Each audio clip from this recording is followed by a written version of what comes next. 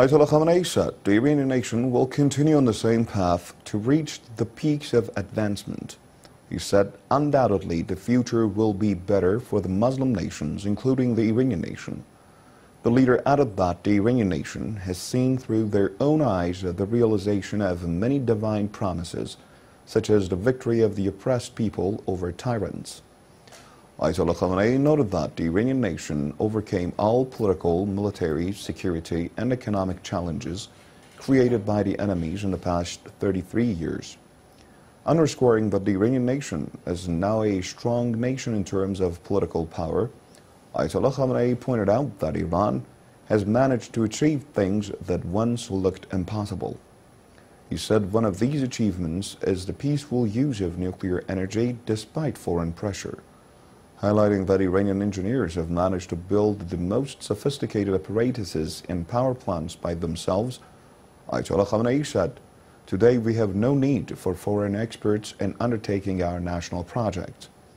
He noted that Iran's scientific ranking in certain areas such as nanotechnology, stem cells, biotechnology, and aerospace is remarkable.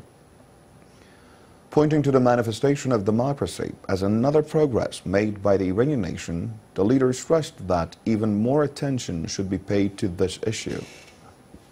Underscoring that there is a long way ahead to reach the peaks, the leader said, the Iranian nation has successfully displayed how a nation may advance free from the dominance of hegemonic powers. Noting that Imam Khomeini was the father of the current Islamic movement in the Muslim world, the leader said, national dignity was a key issue in Imam Khomeini's political agenda. He said having been dignified by following the Imam's path, the Iranian nation discovered its innate abilities and saw many divine promises fulfilled. The leader said Imam Khomeini imbued the Iranian nation's heart with a yes we can mindset.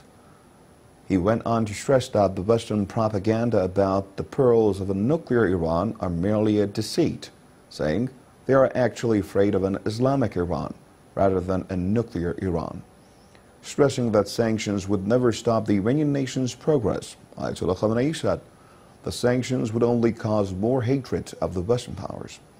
Touching on the Islamic awakening in the region, the leader said the regional revolutions from Yemen to Bahrain to Egypt, Libya, and Tunisia are solid proofs that these nations are seeking their dignity, justice, and freedom, but under the banner of Islam.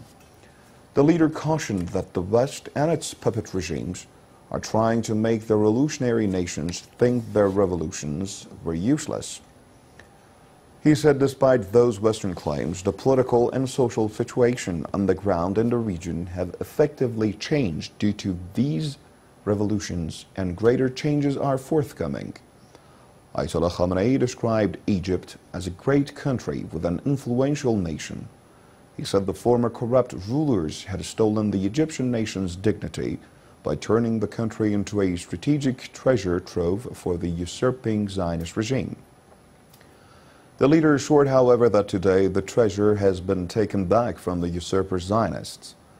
Ayatollah Khamenei pointed out that the Mubarak regime was tasked to guarantee Israel's security, even at the cost of imprisoning 1.5 million people in the Gaza Strip during the 22-day Zionist bombardment of the besieged enclave. Ayatollah Khamenei added that today, with Mubarak ousted, the Zionist regime feels isolated, vulnerable, and angry. The leader added that today the military threats made by the Zionist authorities against Iran actually exposes their emptiness because they know well they are more vulnerable than ever before. Ayatollah Khamenei vowed that any inappropriate action on the part of the Zionists or their supporters would bring a thunderous lashback on them. Ayatollah Khamenei added that today the U.S. and other Western powers, as unconditional supporters of the Zionist regime, are themselves suffering from unfavorable conditions due to their economic and social problems. Ayatollah Khamenei cautioned that the West now seeks to transfer its own crises by inciting sectarian and religious strife in the Middle Eastern and North African revolutionary countries with the aim of creating a counter-revolutionary movement from inside the revolutions. The leader urged all nations and their scholars, whether Shia or Sunni, to be vigilant so as not to help advance the enemy's conspiracy. Ayatullah Khamenei went on to deplore that amid these developments, the Bahraini nation are being repressed by a despotic, dictatorial regime only because the people of Bahrain wish to have democracy. The leader vowed that all the revolutionary nations would eventually achieve their goals if they avoid sectarian or religious conflicts. Angry Egyptians gathered in Tahrir Square in the capital Cairo for a second day to protest against the lenient life in prison sentence given